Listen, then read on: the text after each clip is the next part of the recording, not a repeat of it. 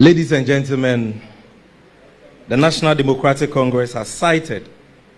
an undercover investigative work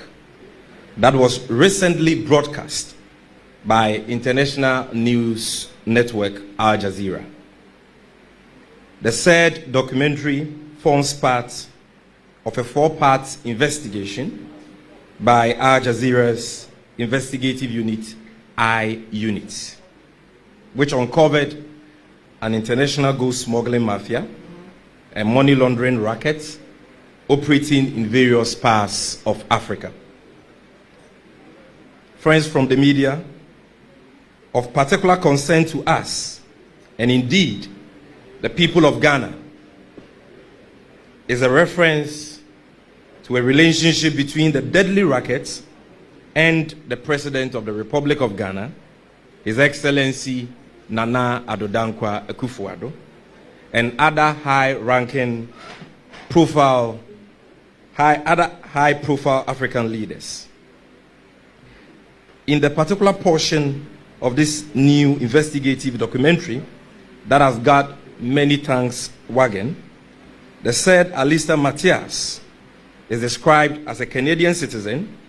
and a financial architect operating a gold smuggling syndicate in Ghana called Gold Trust. This Alistair Matthias confided in Al Jazeera undercover reporters who posed as Chinese businessmen about his constant dealings with our President Nana Addo Dankwa Akufo-Addo. Some of the underhand dealings this shady character reviewed in the documentary include how the Akufo-Addo Bawumia MPP government, for instance, can award his company Matthias Holdings an inflated contract worth $100 million, which he intends subcontracts to another company for a value of $80 million, thereby making a staggering profit of $20 million on the contract. Friends from the media, the mastermind of these crimes further revealed how the padded amount on such deals is then shared among the parties. That is, corrupt officials in the Akufo-Addo Bawumia government on the one hand, and Matthias Holdings on the other. Under this criminal scheme, ladies and gentlemen, Matthias further undertakes to bank the share of his corrupt collaborators in the Akufo-Addo Bawumia government in offshore accounts until such a time that the money is needed by them. This is how grand corruption is created by elements in the Akufo-Addo Bawumia government who inflate contracts and then deposit the stolen funds in the form of commissions with this devious individual whose operations span across other African countries. And by the way, commissions in this gold smuggling, money laundering, and illicit business context simply means bribe. As if the above dealings were not scandalous enough, we further gleaned from the documentary how supply and procurement contracts are awarded to this lavish partner of President Akufo-Addo, who constantly returns kickbacks from these inflated contracts through their elaborate corrupt network at the expense of value for money and the good people of Ghana.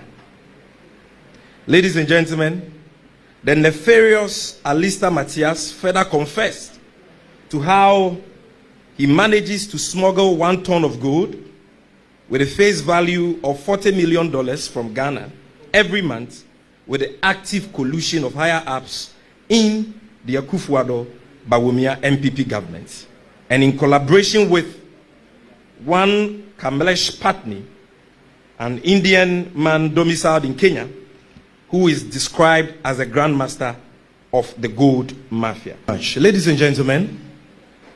this development adds to a litany of similar acts of grand corruption and collusion involving President Akufo-Addo, the Vice President Dr. Mahmoud Bawumia, and other high-ranking MPP government officials.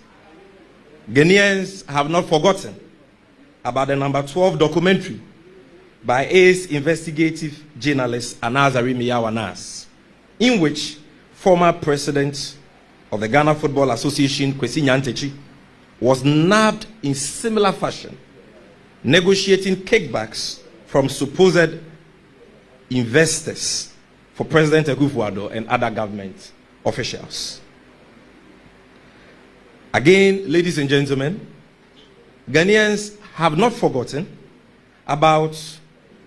the recent Galamsey economy undercover investigation